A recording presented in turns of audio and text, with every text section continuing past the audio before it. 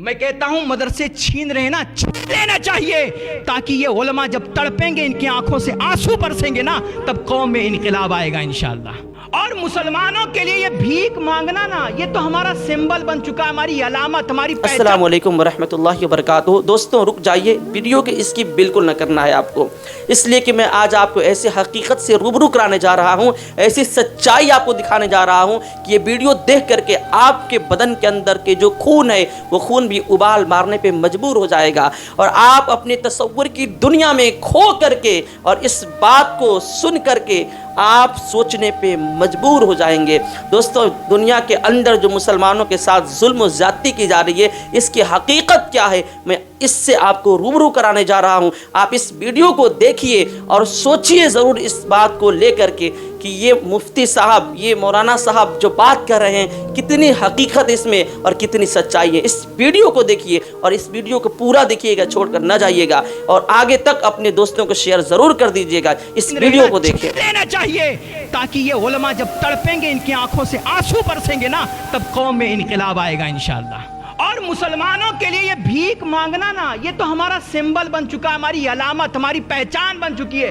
حتیٰ کہ اگر کوئی غیر قوم کا بھی انسان بھیک مانگنا چاہتا ہے نا، تو وہ مسلمانوں کا حلیہ اپناتا ہے، وہ مسلمانوں جیسے کپڑے پہنتا ہے، وہ مسلمانوں کے روپ میں آ کر کے بھیک مانگتا ہے، کیونکہ اس کو بھی پتا ہے کہ اس حلیے میں بھیک زیادہ ملتی ہے۔ اور اگر تم نے یہ اپنے حالات نہیں بدلے، اپنی نیتیں نہیں پاک کی، اپنا دل نہیں صاف کیا، تو ایسے مر رہے ہو، مر جاؤ گے، اللہ کو تمہاری کوئی پرواہ نہیں ہوگی۔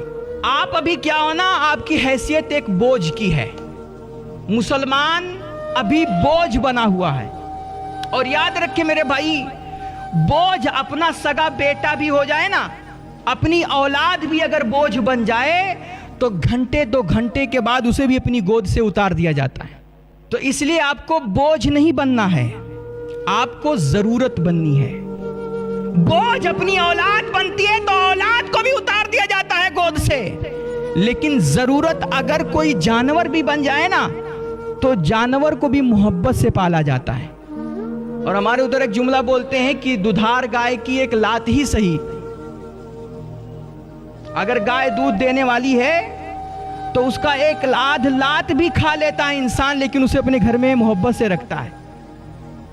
تو مسلمانوں، آپ کو بوجھ نہیں بننا ہے، آپ کو اس ملک کے لیے ضرورت بننی ہے۔ اور ضرورت کیسے بنیں گے؟ آپ اس قوم کو دیجئے، آپ نے قوم کو بہت کچھ دیا ہے، اس ملک کو بہت کچھ دیا ہے۔ آپ دیکھیے خود زکوٰۃ کا مسئلہ لے لیجئے، ہمارے ملک میں اس وقت کم سے کم، حالانکہ 30-35 کروڑ بھی کچھ تعداد بتائی جاتی ہے، لیکن ہم کم ہی مانتے ہیں، جس پر سب کا اتفاق ہے کہ اس ملک میں 20 کروڑ مسلمان رہتا ہے۔ کتنے؟ 20 کروڑ مسلمان اس ملک میں رہتا ہے، اور مسلمانوں پہ زکوٰۃ واجب ہے، فرض ہے، اور ملک کا مسلمان زکوٰۃ نکالتا ہے۔ میں کہتا ہوں سارے مسلمان نہیں نکالتے ہیں، میں کم سے کم مقدار مانتا ہوں کہ 20 کروڑ میں سے 1 کروڑ مسلمان تو زکوٰۃ نکالتا ہے۔ اب وہ کتنا نکالتا ہے، ایک ایوریج پرسنٹ اگر معلوم کریں، کم سے کم مانے تو 20 کروڑ مسلمانوں میں سے جو 1 کروڑ زکوٰۃ نکالنے والے ہیں، وہ کم سے کم 1 لاکھ، ایوریج پرسنٹ میں بتا رہا ہوں، کم سے کم وہ 1 لاکھ تو بن ہی جاتا ہے۔ اب 1 لاکھ کو آپ ضرب دیجئے 1 کروڑ سے، آپ کا کیلکولیٹر فیل ہو جائے گا، کتنی بڑی رقم بنتی ہے۔ ہر سال اتنی بڑی رقم مسلمان دے رہا ہے، انویسٹ کر رہا ہے، یہ ملک میں ہی دے رہا ہے۔ دینے والوں کی کمی نہیں ہے، کمی لینے والوں میں ہے۔ مسلمان دے تو رہا ہے، آپ سوچئے کہ لگ بھگ 10 کروڑ بنتے ہوں گے، اور زیادہ ہی بنتا ہوگا۔ یہ 10-15 کروڑ روپے ہر سال کے مسلمانوں کے، یہ کہاں چلے جاتے ہیں؟ یہ اتنا بڑا اسلام کا یہ جو ہے اقتصادی سسٹم ہے کہ آپ دیکھیں میرے حضور علیہ الصلوۃ والتسلیم نے جب زکوٰۃ فرض ہوئی تھی 8 سالوں کے اندر پورے مدینہ سے غریبی ختم ہو گئی تھی.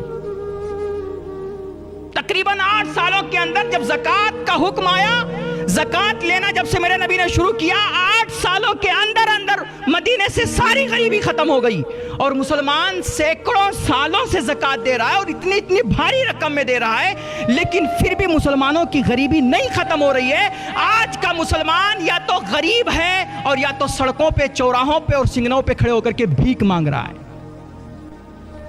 اور مسلمانوں کے لیے یہ بھیک مانگنا نا, یہ تو ہمارا سمبل بن چکا ہے, ہماری علامت, ہماری پہچان بن چکی ہے. حتیٰ کہ اگر کوئی غیر قوم کا بھی انسان بھیک مانگنا چاہتا ہے نا, تو وہ مسلمانوں کا حلیہ اپناتا ہے, وہ مسلمانوں جیسے کپڑے پہنتا ہے, وہ مسلمانوں کے روپ میں آ کر کے بھیک مانگتا ہے, کیونکہ اس کو بھی پتا ہے کہ اس حلیے میں بھیک زیادہ ملتی ہے. یہ غریبی ہمارے دور سے کیوں نہیں ختم ہو رہی ہے؟ وہ اس وجہ سے دینے والوں کی کمی نہیں ہے. مسلمان بہت پیسے دے رہا ہے, لیکن جو پیسے لے رہے ہیں نا, ان کے اندر ایمانداری کی کمی ہے. وہ بے ایمان ہو چکے ہیں, وہ حرام کھا رہے ہیں, اور یہ حرام خوریاں کر کے, یہ بے ایمانیاں کر کے, یہ قوم کے پیسے فطرہ زکوٰۃ کر کے تم سوچ رہے ہو کہ ہم ترقی کر لیں گے.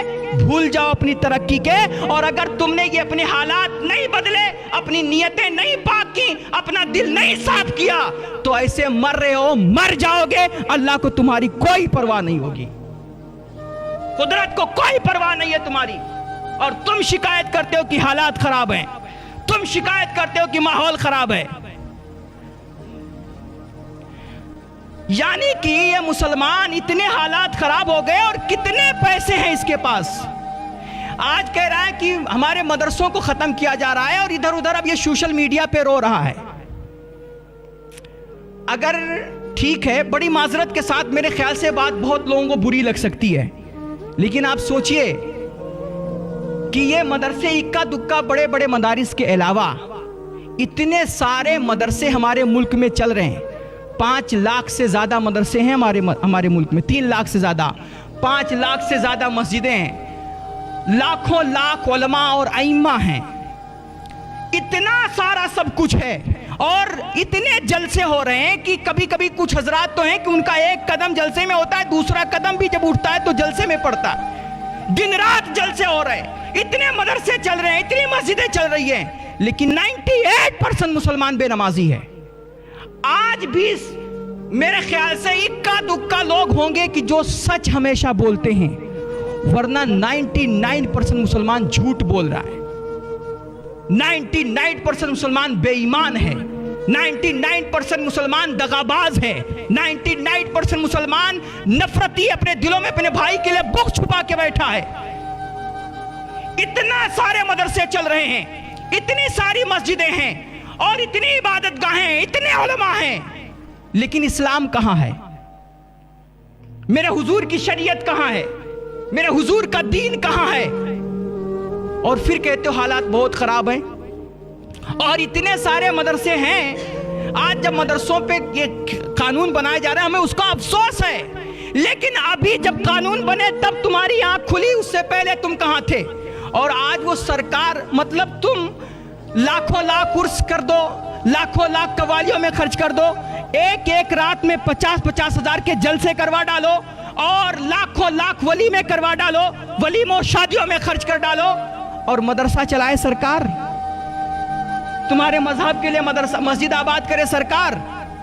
تم اپنے پیسے خرافات میں خرچ کرو, فضول خرچیوں میں اڑاؤ, عیاشیوں میں اڑاؤ, اور مدرسہ چلائے سرکار. یہ کون سا انصاف ہے؟ میں کہتا ہوں مدرسے چھین رہے نا, چھین لینا چاہیے, تاکہ یہ علماء جب تڑپیں گے, ان کی آنکھوں سے آنسو برسیں گے نا, تب قوم میں انقلاب آئے گا انشاءاللہ, تب قوم میں انقلاب آئے گا. مطلب جو قوم ایک رات میں لاکھوں لاکھ جلسوں میں خرچ کر سکتی ہے ایک مقرر پر, وہ قوم مل کر کے اپنے گاؤں میں ایک چھوٹا سا مدرسہ اچھا نہیں چلا سکتی؟ آج یہ باتیں سن کر کے کتنی اچھی لگ رہی ہوں گی تمہیں, کہ مطلب بات تو صحیح کہہ رہا ہے مولانا, लेकिन तुम्हें ये बात जो अच्छी लग रही ना, चूंकि मैं चीख रहा हूं तुम्हारे कानों के चस्के पूरे हो रहे हैं इस वजह से, वरना मुझे पता है इस कौम की बदहाली और जो है किसी, अब मस्जिद से निकल करके आपको इसका फर्क नहीं पड़ेगा, भूल जाओगे सब कुछ।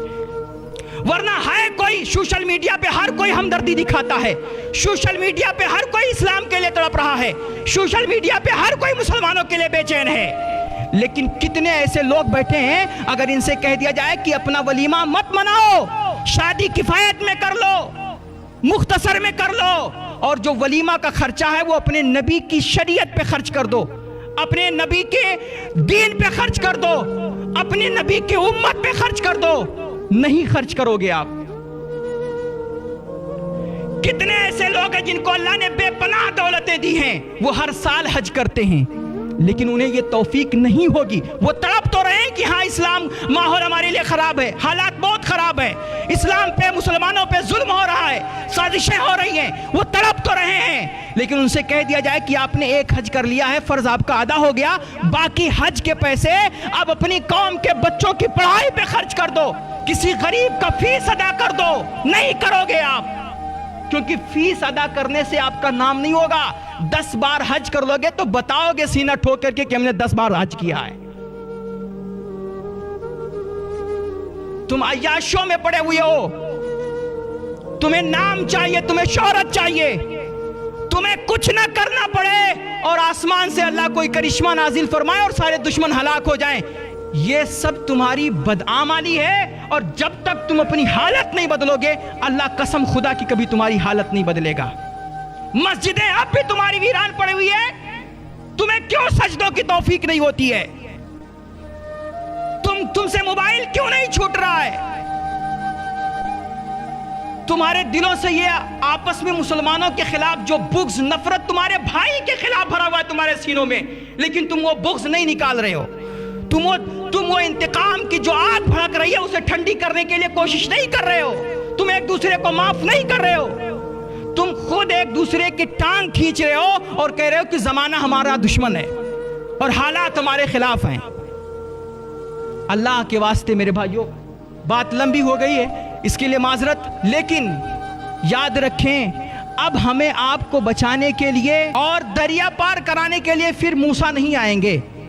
अगर तुम्हें दम है ना, तो कहते हैं कि तूफानों से आंख मिलाओ, सैलाबों पे वार करो, तूफानों से आंख मिलाओ, सैलाबों पे वार करो, मल्लाहों का चक्कर छोड़ो, तैर के दरिया पार करो। अस्सलाम वालेकुम।